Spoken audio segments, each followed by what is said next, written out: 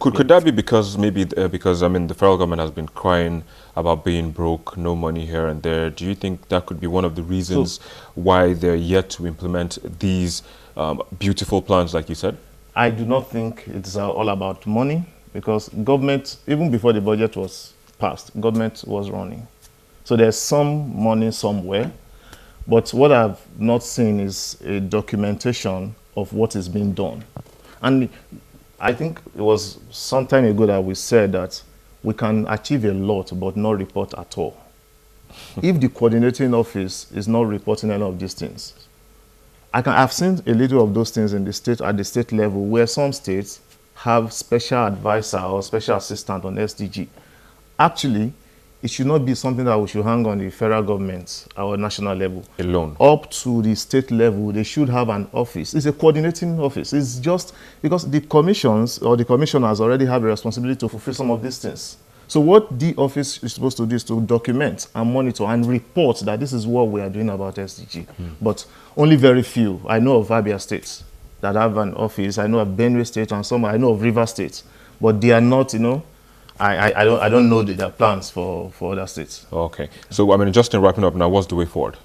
So the way forward is, I think, fulfilling or achieving SDG is about partnership with Nigerians. The coordinating office we need to know that they are available, and they need to build capacity across Nigeria from local government to state, and also the press. Partner with them so that they can report and have a documentation that people can refer to and say, okay, are we moving directly or we are going off course, so we can come together. Back to, I mean, talking about partnership again, just before I let you go, I mean, I know I said that will be wrapping up, but what about partnership with international organizations? So, don't you think that would also... I'm more interested in partnership locally. For instance, religious bodies implement health programs across Nigeria. Okay. They are not reported. Wow. Private organizations have NGOs, or they have a corporate social responsibility. No report. So there needs to be a synergy between the private and the government, because they are already fulfilling these things in their own isolated places. And bringing them together would help you to be able to report properly that, oh, Nigeria did not only sign up by mouth, but we're also doing something in terms of SDG.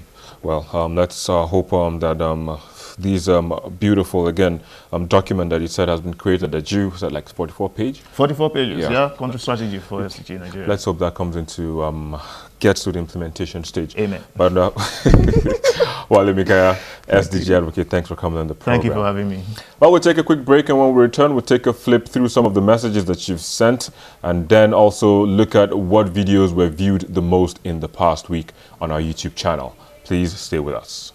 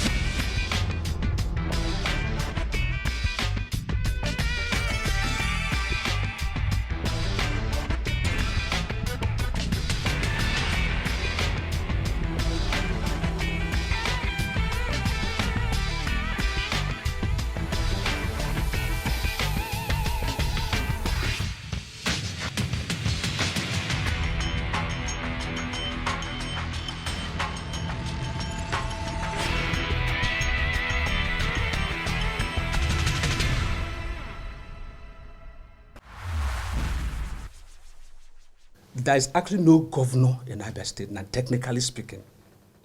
This week's top 5 videos begins with the video of an aide to Samson Uche Oga calling on authorities to swear him in as the governor of the southeastern Nigerian state of Abia.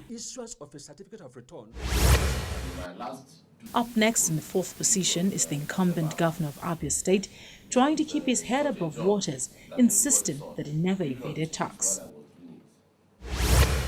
In 3rd place is the appearance of the Attorney General of the Federation, Abubakar Malami, before the Senate over his role in the trial of the Senate leadership for alleged forgery. A procedure that has not undergone the processes of vote and proceedings, deliberations, motion, and resolution can definitely not be the procedure of the Senate. If for whatever reason it goes without saying that Senate standing orders came about without undergoing the processes as stated above, then it comes within the purview of criminality, and it has to be conducted accordingly. The second most viewed video is the stance taken by public affairs analyst on the president. Mr. Femi Aribisala insists that the president still exhibits his military training in a democratic setting.